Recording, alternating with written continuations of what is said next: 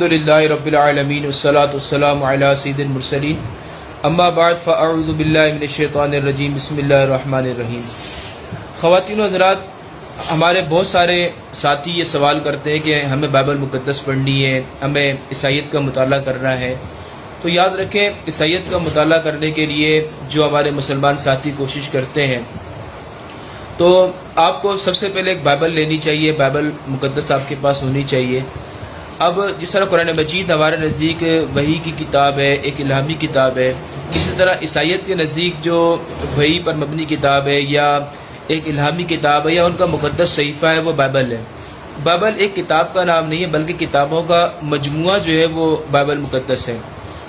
اس Bible کے اندر آپ یوں سمجھ لیں کہ دو طرح کے جو ہے وہ عہد پائے جاتے ہیں، ایک عیسیٰ علیہ السلام سے پہلے کا عہد اور ایک عیسیٰ علیہ السلام سے بعد کا عہد۔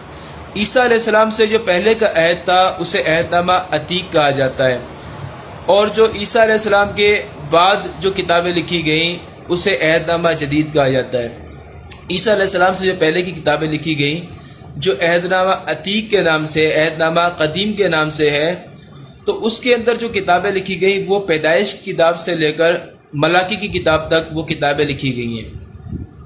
اب پیدائش کی کتاب سے لے کر ملاکی کی کتاب تک یہ جو کتابیں ہیں یہ عہد نامہ عتیق کہلاتی ہیں، اور میں آپ کو بتاؤں کہ انہیں یہود بھی مانتے ہیں اور عیسائی دنیا بھی مانتی ہے۔ خاص طور پر جو پیدائش کی کتاب شروع کی جو کتاب 5 کتابیں ہیں، آپ ان 5 کتابیں کے اندر آپ غور کریں تو یہ 5 کتابیں تورات کہلاتی ہیں، انہیں تورات کہا جاتا ہے۔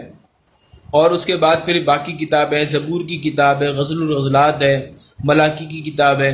تو یہ ایک پیدائش کی کتاب سے لے کر ملاکی کی کتاب تک جو کتابیں لکھی گئیں عیسیٰ علیہ السلام سے پہلے، ان کتابوں کو یہاں پر عہد نامہ عتیق کہتے ہیں۔ اس کے بعد آپ آئیں عہد نامہ جدید کی طرف، تو عہد نامہ جدید میں جو کتابیں لکھی گئیں ان میں شروع کے اندر 4 اناجیل لکھی گئیں، متی کی انجیل، مرقس کی انجیل، لوقا کی انجیل اور پھر آخر میں یوحنا کی انجیل۔ یہ 4 انجیلیں اناجیل اربع کہلاتی ہیں، یہ عہد نامہ جدید میں لکھی گئیں، عیسیٰ علیہ السلام کے رفع آسمانی کے بعد جا کر لکھی گئیں۔ اس کے بعد ان 4 انجیلوں کے بعد پھر باقی کتابیں، رسولوں کے اعمال اس میں ہے، اور اس میں پھر مقدس پولوس کے خطوط بہت زیادہ کثرت کے ساتھ لکھے گئے، اس میں رومیوں کے خطوط ہیں اور عبرانیوں کے خطوط ہیں، پھر وہاں پر پطرس کے خط مل جاتے ہیں۔ تو یہ ساری کی کتابیں جو عہد نامہ جدید کے اندر پائی جاتی ہیں اسے عہد نامہ جدید کہا جاتا ہے۔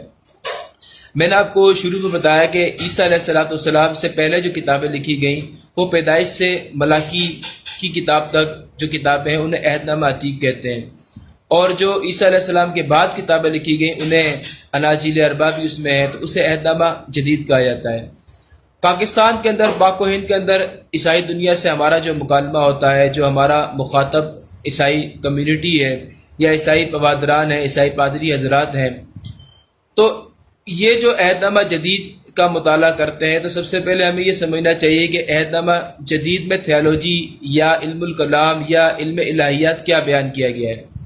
دیکھیں، علم الکلام یا عیسائی علم الہیات کے اندر یہ بات ہے کہ اقانیم ثلاثہ یعنی سب سے پہلے باپ، پھر اس کا بیٹا یعنی یسوع مسیح علیہ السلام، اور پھر اس کے بعد جو ہے وہ روح القدس، یہ 3 جو رکن ہے یہ اقانیم ثلاثہ کہلاتے ہیں۔ ان کے اندر باپ جو ہے وہ کریٹر ہے، باپ جو ہے وہ خالق ہے دنیا کا، اور بیٹا جو ہے اس کے ذریعے سے خدا جو ہے وہ پیدائش دنیا کی کرتا ہے۔ اب عیسیٰ علیہ السلام جب مجسم ہوئے، جب جسم آپ کا تولد ہوا، پیدا ہوا، تو عیسیٰ علیہ السلام کی پیدائش سے پہلے یہ کلمہ تھے، یعنی کلمہ جو ہے یہ اکنوم جو ہے ان کے نزدیک ہے، تو یہ کلمہ جو تھا یہی کلمہ دنیا میں آ کے مجسم ہوا۔ اب جب یہ مجسم ہوا تو اس کے مجسم ہونے کی وجہ کیا تھی؟ عیسائیت کے نزدیک اس کی وجہ کفارہ تھی، یعنی یسوع مسیح علیہ السلام دنیا میں کفارہ دینے کے لیے آئے تھے۔ اب یہ کفارہ کہاں پر دیا گیا؟ یہ صلیب کے اوپر عیسیٰ علیہ السلام نے، صلیب کے اوپر جو عیسائیت بیان کرتی ہے، صلیب کے اوپر وہ انسانیت کے گناہوں کے لیے موا۔ اس کے بعد وہ صلیب سے ان کو اتارا گیا، قبر میں 3 دن اور 3 راتیں، یہ بائبل میں جو ان کے دعوے ہیں، 3 دن اور 3 راتیں وہ قبر کے اندر رہے، اس کے بعد وہ مردوں میں سے جی اٹھے، ریزریکشن ان کی ہوئی، اس کے بعد وہ کبریا کی دائیں جانب، خدا کی دائیں جانب بیٹھ گئے، اب وہ قیامت کے قریب دوبارہ زمین پر آئیں گے۔ تو یہ عیسائیت یا عیسائی علم جو کلام ہے، تھیالوجی ہے، اس کا یہ لب لباب ہے۔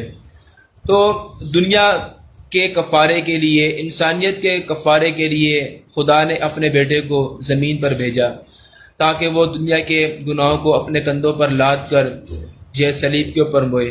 اب عیسائیت کے نزدیک نجات کا واحد ذریعہ یہ ہے کہ دنیا جو ہے وہ یسوع مسیح علیہ السلام پر ایمان لے کر آئے۔ عہد نامہ جدید میں جو تھیالوجی بیان کی گئی، جو نظریات بیان کیے گئے عیسیٰ علیہ السلام کے بارے میں، تو عیسائیت کے نزدیک جو ان پر ایمان لے کر آئے گا وہی نجات یافتہ ہوگا، اور جو ان پر ایمان لے کر نہیں آئے گا تو اس کی نجات ممکن نہیں ہے۔ تو عیسیٰ علیہ السلام کے گرد عہد نامہ جدید گھومتا ہے۔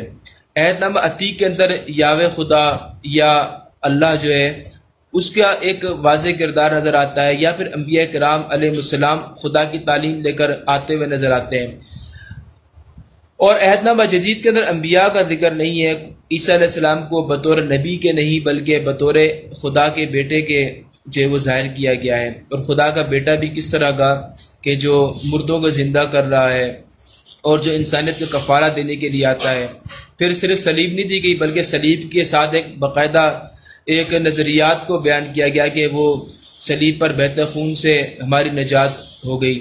اب اگر کوئی نجات حاصل کرنا چاہتا ہے تو اسے عیسائیت کے نزدیک لازم ہے، چرچ کے نزدیک لازم ہے کہ وہ عیسیٰ علیہ السلام پر بائبل کے مطابق ایمان لے کر آئے۔ تو میں آپ کے سامنے اس ویڈیو کے ذریعے یہ بتانا چاہتا ہوں کہ اگر آپ عیسائیت کا رد کرنا چاہتے ہیں، اگر آپ عیسائیت سے مکالمہ کرنا چاہتے ہیں تو آپ کو بائبل کا مطالعہ کرنا پڑے گا۔ اب بائبل کا مطالعہ کرنے کے بعد اب اس کا رد کس طرح کرنا ہے یا ان نظریات کی تردید کس طرح کرنی ہے، یہ الگ ایک بحث ہے۔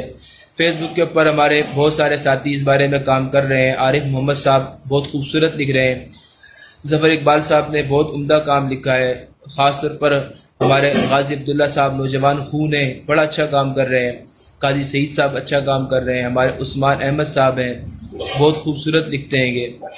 تو یہ ہماری مکالمہ ٹیم، ہمارے اختر بھائی ہوتے ہیں لندن کے اندر، وہ بڑا خوبصورت کام کر رہے ہیں۔